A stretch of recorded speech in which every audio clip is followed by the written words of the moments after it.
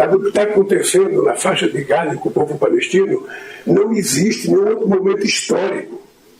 Aliás, existiu quando Hitler resolveu matar os judeus.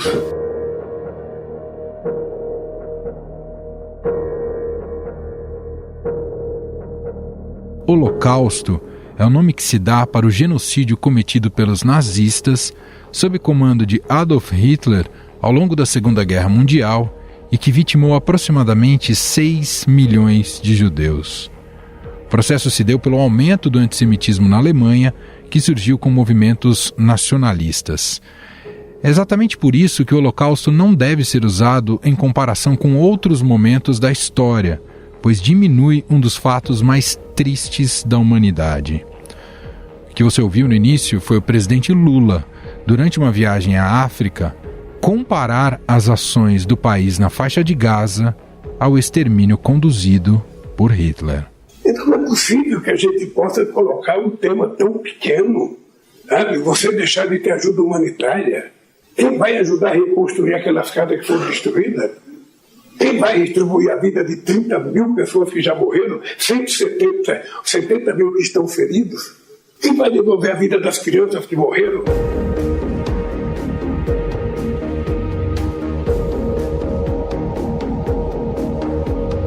Após esse fato, uma enorme crise diplomática entre o Brasil e Israel foi desencadeada. O primeiro-ministro Benjamin Netanyahu informou que convocou o embaixador do Brasil em Tel Aviv, Frederico Meyer, para uma chamada de reprimenda. Mais tarde, Netanyahu disse que o presidente Lula desonrou a memória de 6 milhões de judeus assassinados pelos nazistas e demonizou o Estado judeu como o mais virulento antissemita e que ele deveria ter vergonha de si mesmo.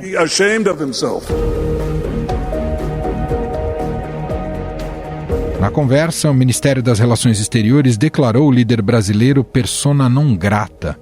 O chanceler Israel Katz disse que a reprimenda só será retirada quando Lula se retratar. O chanceler divulgou isso, inclusive, essa informação, que na conversa com o embaixador brasileiro, ele disse que o presidente Lula seria considerado uma pessoa não grata no país, ou seja, não deveria visitar, não seria bem-vindo a Israel, até que retirasse todas as declarações que fez sobre a guerra na faixa de Gaza, especialmente essa colocação sobre as ações de Adolf Hitler.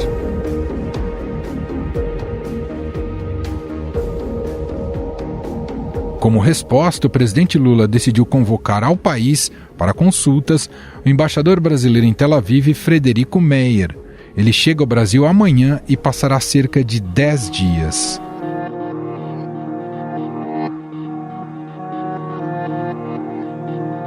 O comentário provocou indignação também em organizações que atuam no Brasil. A CONIB, Confederação Israelita do Brasil, disse que o governo Lula abandona a tradição de equilíbrio e a busca de diálogo da política externa brasileira. As consequências políticas dentro do Brasil também já começam a aparecer. Um grupo de mais de 40 deputados federais, apoiadores do ex-presidente Jair Bolsonaro, vai protocolar um pedido de impeachment contra o presidente pela fala do chefe do Poder Executivo. Nós do Novo acabei de assinar aqui a procuração para o advogado, estamos entrando com uma notícia crime na Procuradoria-Geral da República por racismo, antissemitismo cometido por Lula contra o povo judeu, e acabei de receber um telefonema da deputada Carla Zambelli e confirmei que assinarei junto com ela o pedido de impeachment. Este é o deputado Marcel Van Hatten do Novo. Os deputados citam um trecho da lei que diz que é crime cometer ato de hostilidade contra a nação estrangeira, expondo a República ao perigo da guerra ou comprometendo-lhe a neutralidade. O ministro das Comunicações, Paulo Pimenta, rebateu as críticas e destacou que o governo do Brasil condenou o ataque terrorista do Hamas contra o território israelense em 7 de outubro de 2023.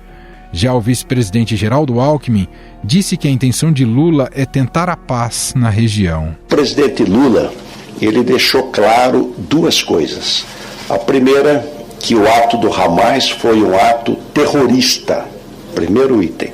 E segundo, que ele defende a paz. O que quer é a paz, que haja aí um cessar-fogo no sentido da busca pela paz. Esse é o seu entendimento.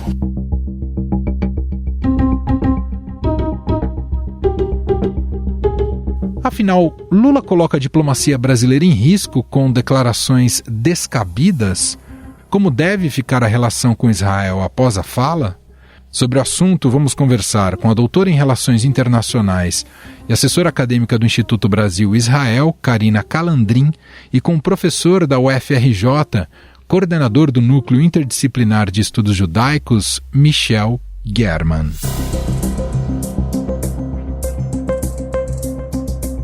Olá, Karina, tudo bem? Oi, tudo bem? Muito obrigada pelo convite. Olá, German, tudo bem? Seja bem-vindo. Tudo bom, Emanuel? Oi, Karina. Prazer estar aqui. Bom, começar te perguntando, Karina, quero começar te ouvindo sobre o tipo, indo ao teor do problema, ao tipo de comparação feita pelo presidente Lula ao equiparar a ofensiva israelense na faixa de Gaza ao extermínio dos judeus pela Alemanha nazista de Hitler entre 1933 e 1945.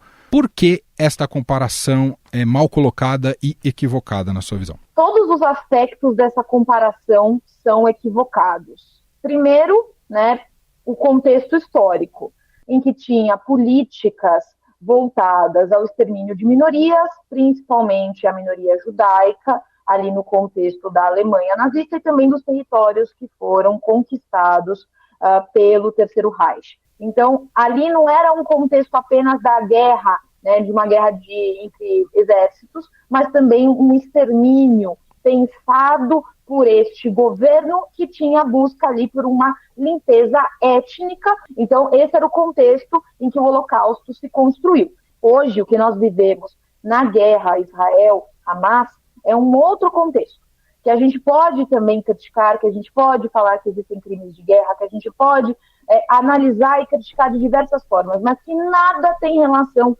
com o contexto da Segunda Guerra e com o contexto do Holocausto. Israel foi atacado no 7 de outubro, sofreu um ataque terrorista perpetrado pelo grupo Hamas e reagiu em uma operação militar na faixa de Gaza, uma operação militar que foi realizada, então você tem a utilização de ataques aéreos, você tem uma operação terrestre também, com destruição de prédios, destruição dos túneis que se estendem por todo o território da faixa de Gaza, acabam destruindo também locais civis, que acabam sendo afetados, e a população civil é muito afetada pelo conflito, e aí acabam acontecendo mortes de civis nesse processo.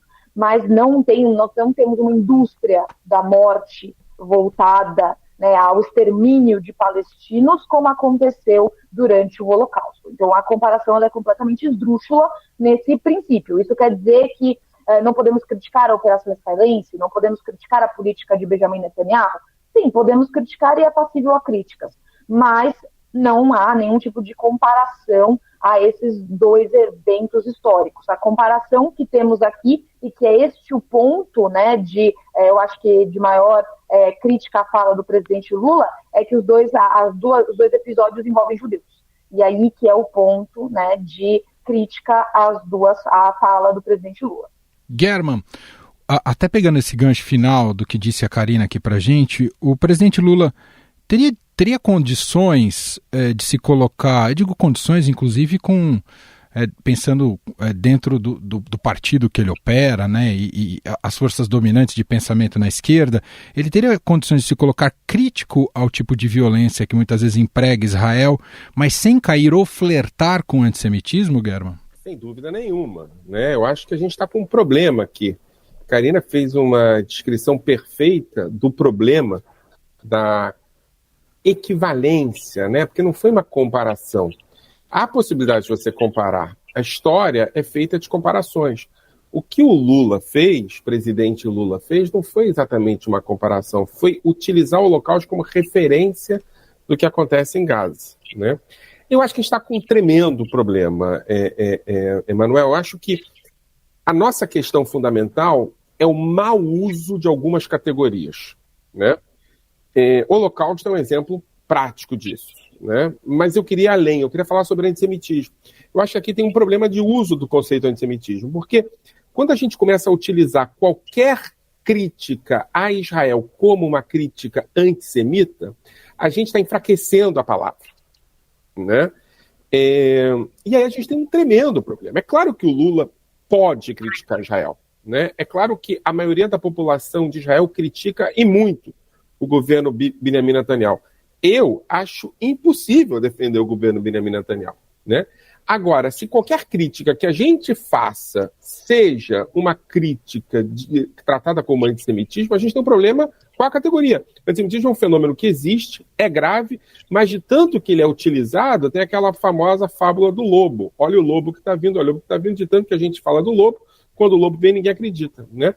O que aconteceu com a fala do Lula tem a ver com mau uso, tem a ver com falta de cuidado, tem a ver com uma incapacidade de fazer análises com a complexidade que Karina fez, tem a ver com uma espécie de tentativa de agradar uma base, né? A gente vê como a rede social está animadíssima, é contra, a favor, o Lula. Lula tem razão de quê?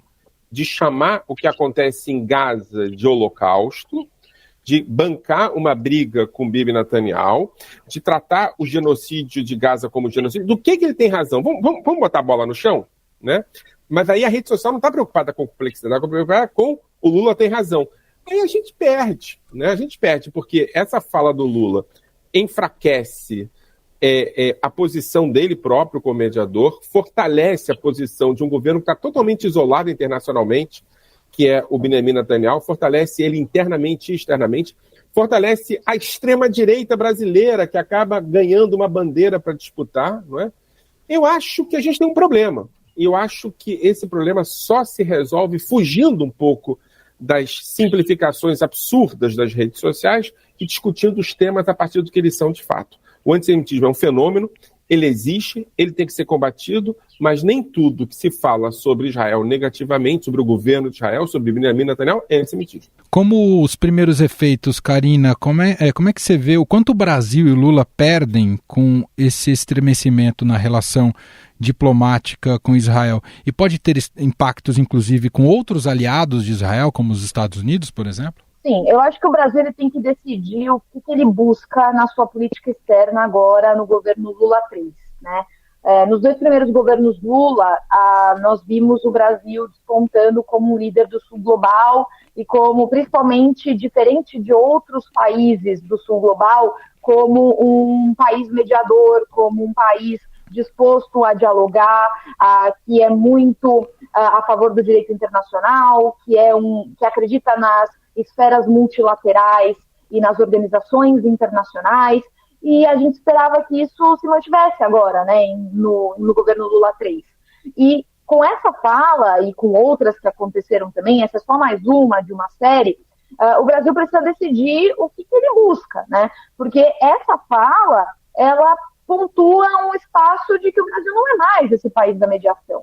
O Brasil não é mais esse país que busca uma conciliação. Porque essa não é uma fala de um país que busca mediar. E aí eu vou até fazer um comentário que o Michel fez em uma outra reportagem, né?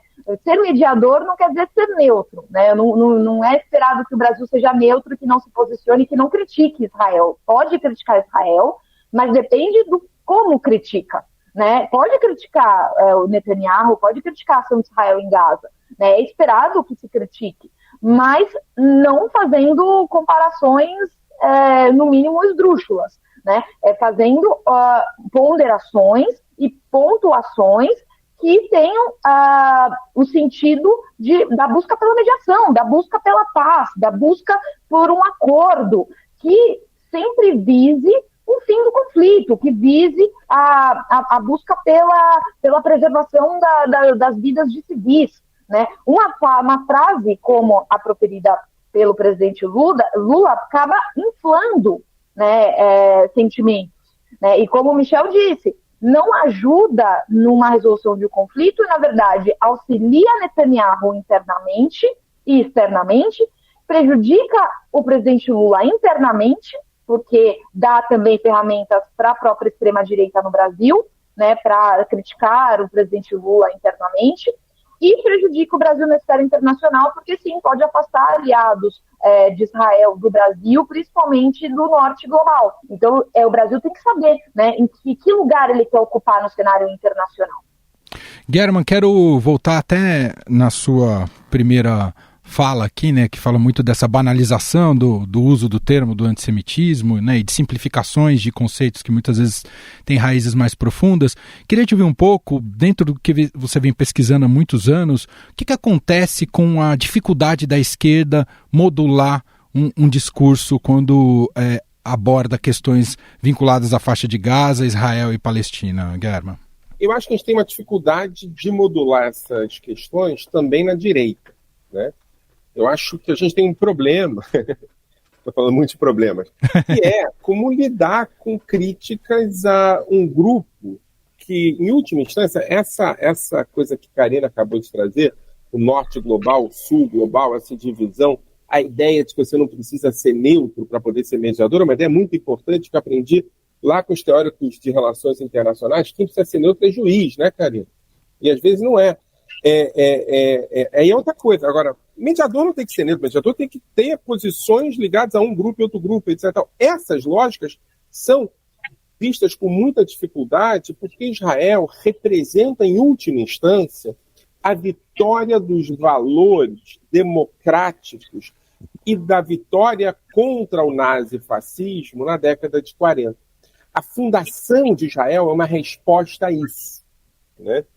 E essa resposta a isso é um símbolo de um novo mundo, de uma nova ordem multipolar, igualitária, civil, democrática.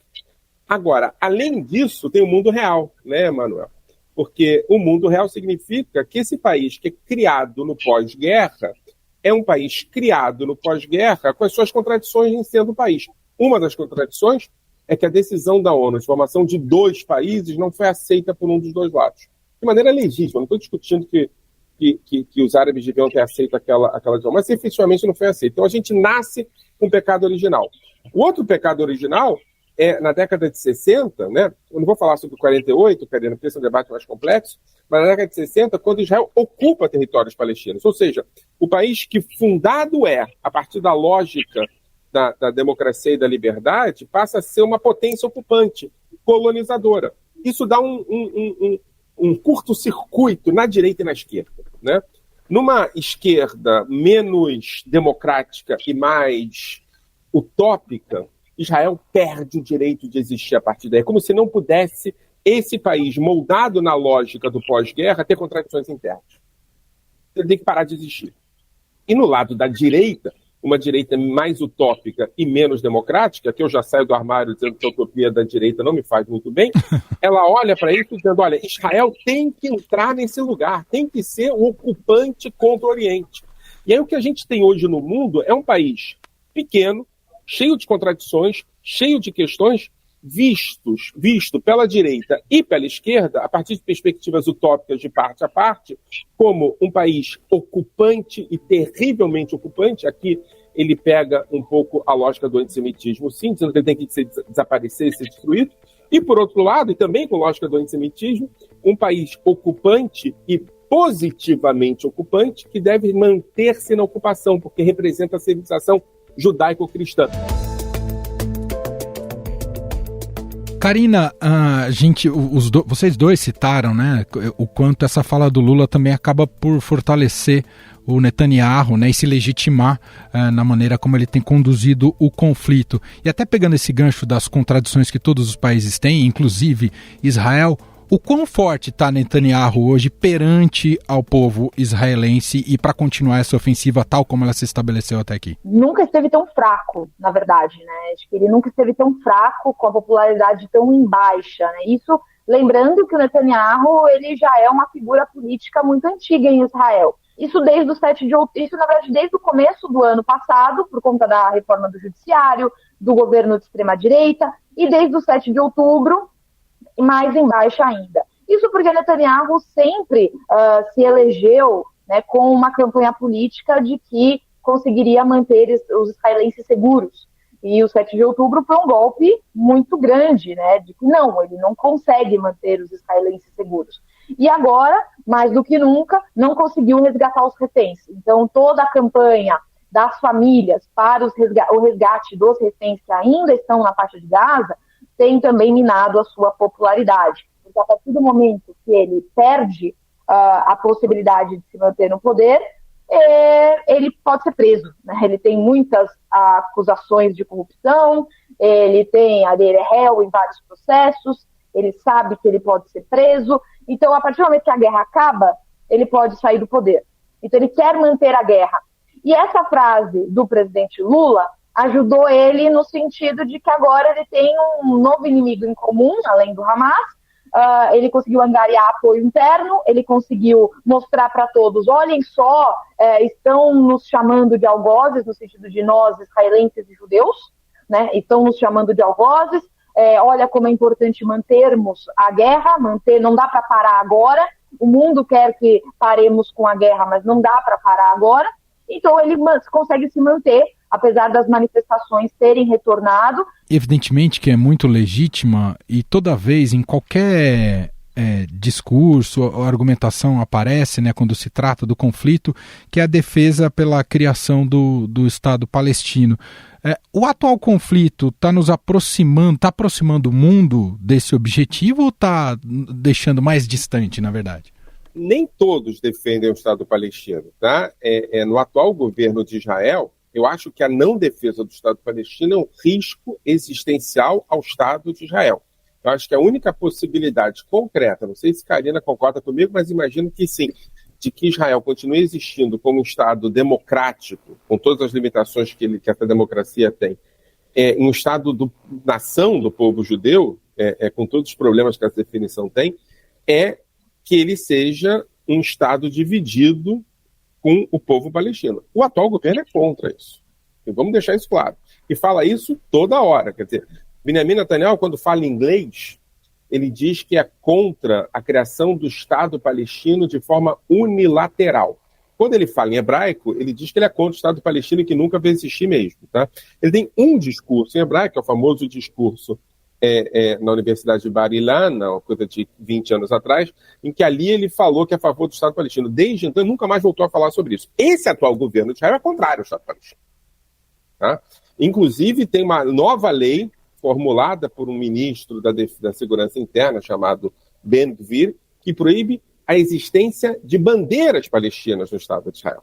Ou seja, essa lógica de que todo mundo é a favor do Estado palestino é uma lógica que tem a ver muito com uma certa direita liberal e democrática que hoje em Israel deixou de existir.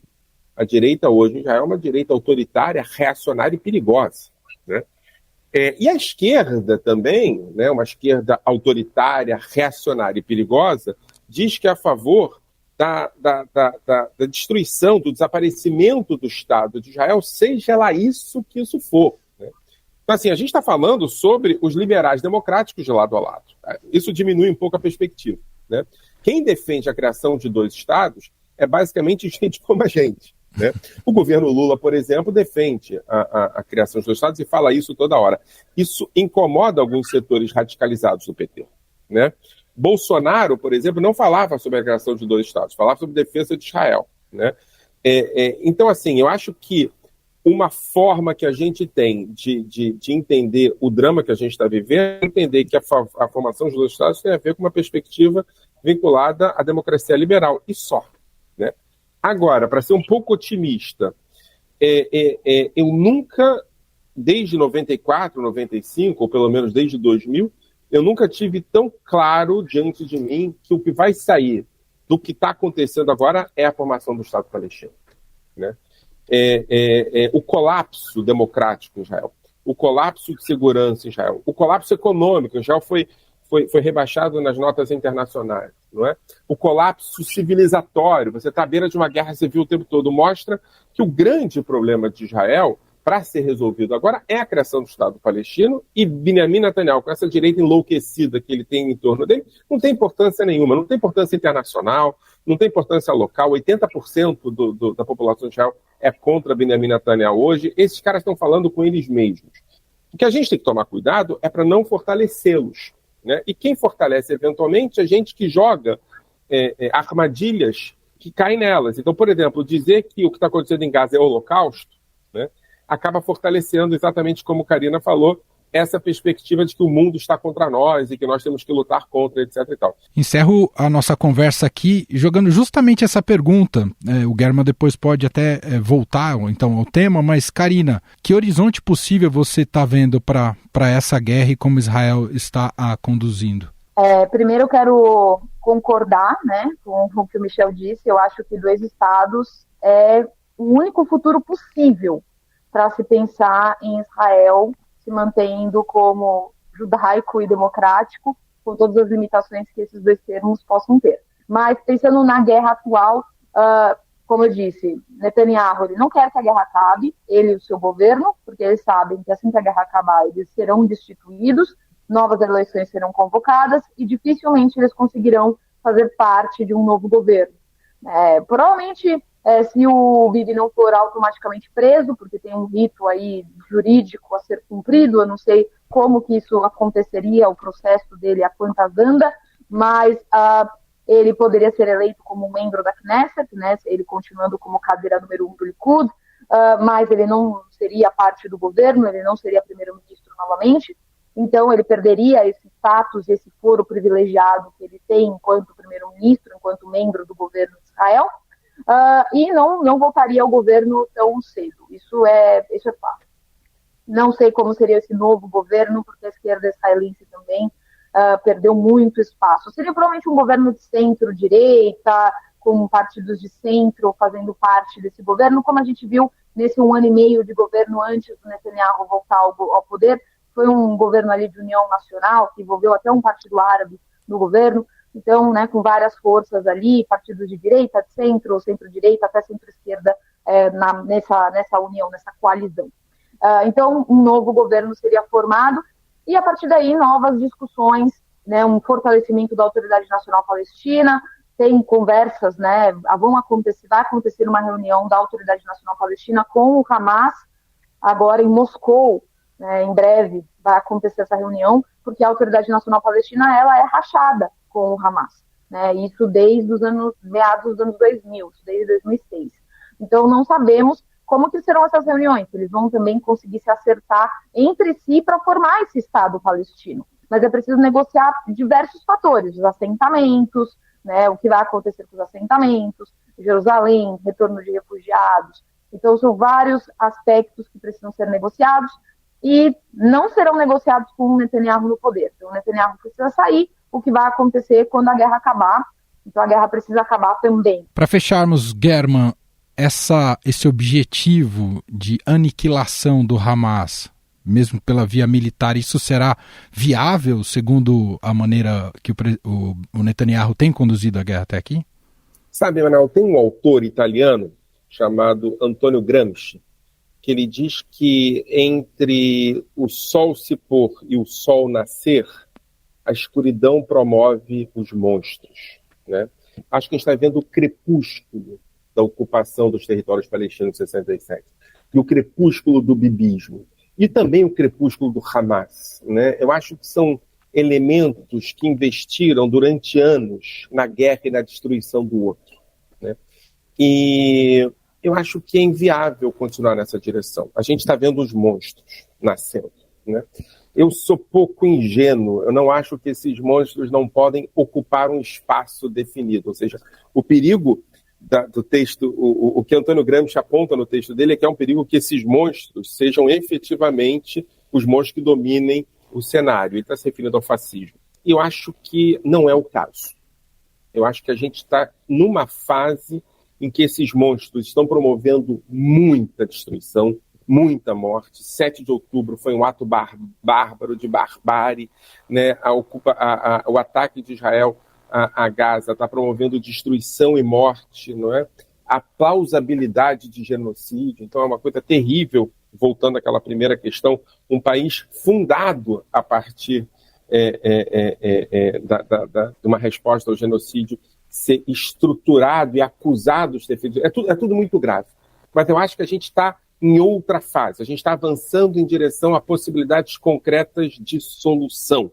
É claro que tem um monte de coisa no meio do caminho, né? Até quando essa guerra vai andar, a eleição nos Estados Unidos, mas eu sou mais otimista do que pessimista. Eu acho que a gente está realmente vivendo uma destruição e uma dor que tem a ver com crepúsculos de grupos que existiram para destruir o outro. É claro que essa narrativa de destruição absoluta do Hamas não faz sentido algum. É uma guerra que não tem nenhuma estratégia, ela só tem tática. Ela não pensa como avançar em direção ao dia seguinte. Inclusive, é proibido no governo atual falar sobre o dia seguinte. Eu acho que a construção do dia seguinte passa por 3 elementos. O primeiro elemento é o enfraquecimento do Hamas e da extrema-direita israelense, né? O segundo elemento é uma negociação para um Estado palestino. E o terceiro elemento é a construção de 2 Estados vivendo em paz, em igualdade e a normalização dos Estados árabes, inclusive da Palestina com Israel. Nesse sentido, eu acho que o presidente Lula, que é uma figura de importância internacional, escutado em vários lugares, convidado para vários lugares, não é casual que essa história toda aconteceu na Conferência da União Africana, ou seja, uma referência importante. Lula é uma pessoa que tem importância internacional e deve estar no meio desse processo de solução e de construção de 2 Estados. Lula fala sobre isso o tempo todo. Eu acabei de escutar agora uma declaração da Janja, primeira-dama, dizendo que o que Lula quis dizer é basicamente um ataque ao governo de Israel que está promovendo um genocídio em Gaza, né? Então, acho que a gente tem que começar a realmente nos treinar. Lula e o Brasil são muito importantes para que uma fala como essa seja colocada como impossibilidade do Brasil ser mediador. Muito bom, agradeço demais a doutora em Relações Internacionais, assessora acadêmica do Instituto Brasil-Israel, Karina Calandrin. Obrigado pela participação aqui na nossa conversa, foi ótimo, viu, Karina? Muito obrigada, Emanuel, muito obrigada, Michel, também um prazer sempre estar aqui com vocês e estou aberta a novos convites também. Obrigada. Professor da UFRJ, coordenador do NIEG, Núcleo Interdisciplinar de Estudos Judaicos, Michel German, gentilmente também aqui participando da nossa conversa. Obrigado, viu, German? Foi demais. Contem comigo. Um abraço, Karina. Um abraço, Emanuel. Tamo junto. Estadão Notícias. E este foi o Estadão Notícias de hoje, terça-feira, 20 de fevereiro de 2024. A apresentação foi minha, Emanuel Bonfim. Na produção, edição e roteiro, Gustavo Lopes, Gabriel Alegrete e Gabriela Forte. A montagem é de Moacir Biasi. E o nosso e-mail, podcast@estadão.com. Um abraço para você e até mais.